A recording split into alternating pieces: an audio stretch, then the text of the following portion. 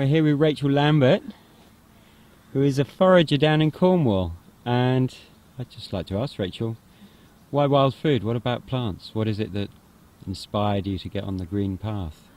I love eating good fresh food, so that's one of my starting points. And when I'm walking, to be able to pick food that's out in the wild, it's just such a connecting experience. I love walking, I love being in nature, and I love good food. That's what I often tell people. So when I'm out walking and then being able to take something from nature, so take a leaf, take a flower, take some part of a plant and then eat it, it just really connects me to the environment around me. And when I'm teaching people as well, which is the main thing that I do, it's not something you can really talk about. It's when you're out there and you're tasting, you're smelling and you're looking, that's when it really comes alive. It's very much an experiential thing.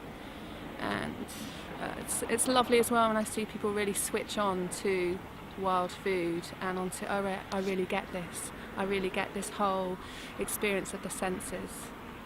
That tasting, looking, eating, and when people are starting to look at the environment in another way, on a practical level, seeing that we're literally connected to the environment. This is where our food comes from. This is yarrow. So this is great. It's both an edible and a medicinal.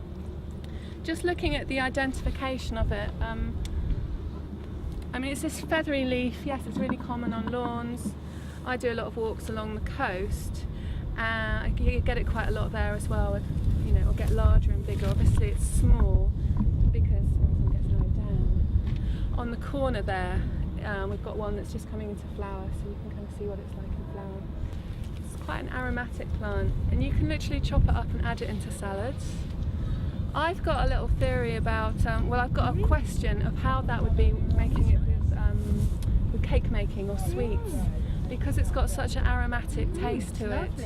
And the flowers are even more aromatic to me, and they've got a honey kind of nectar to me. And not everyone agrees with me, but there is a sweetness there that's really lovely. So this is common mallow. There's a I always end up with, does anyone want this one? Does anyone want to taste another leaf? Thank you. There's a C variety of this where the leaves are really soft and dowdy, and I often say they're like rabbit's ears. But it's great to hear you also say that these are quite soft. So I can teach you, but you need to be up there feeling it, then tasting. There's a leaf that I'll pass around if people have a nibble, to really help you to recognise and identify plants as well. So this soft leaf and quite a hardy stem. Pretty tough, that stem. Let's see if this works with the leaf as well. It's oh yeah, right, come really close. So I've just, can you see there's a little thread? Yes. Now because this has gone into flower, the leaves aren't as tender, but it's related to marshmallow, and you get that kind of, it hasn't happened that time, there's a glutinous quality to it. So there's that leaf going round for people to have a nibble. We had this actually the first night we camped here. I made a vegetable and lentil, just sort of soup really, sort of stew, and used this as a vegetable. It's better when they're tender, but you just need to, before it comes into flower, the leaves will be tenderer. But you can still use it, and you just need to cook them a bit longer, and it was still a nice, gentle vegetable. I mean, it's very inoffensive, isn't it, that taste? Mellow is the word that comes to my mind. So mallow, in terms of, it's not bitter.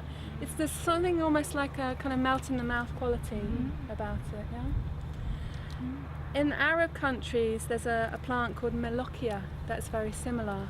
And what they do is they make a soup from it, like a light brothy soup. Is it gelatinous? Does it have that? It has a kind of, stringy texture in it? No, not so stringy, but just it's this kind of natural thickener that comes through, which is really nice. It's just, when you get into wild food, you start getting all these different textures and tastes. And that's one of the things that I enjoy about wild food. So that's what they do. They make a brothy soup. I told you what I do. You can also eat them raw, and then you could just experiment with ways that you would like to use common mallow. This is vetch. There's several different types of vetch, and this is what it does. it literally wraps itself round the plant. If you want to come closer, do, or sit down. And oh, I'm really pleased that we've seen this one. You've got a little tiny purple plant, purple flower that comes out. It's the same shape as a sweet pea, and it is that family, it's the pea family. At this stage, what we'd be looking at is the pods of these, okay? Ooh, annoying. I mean, it's a fiddly little plant to work with, but I do want you to have a taste of these. There's about 3 in there. What are you thinking about taste? You don't eat the pod, just the pea. I think you can eat the pod actually. I think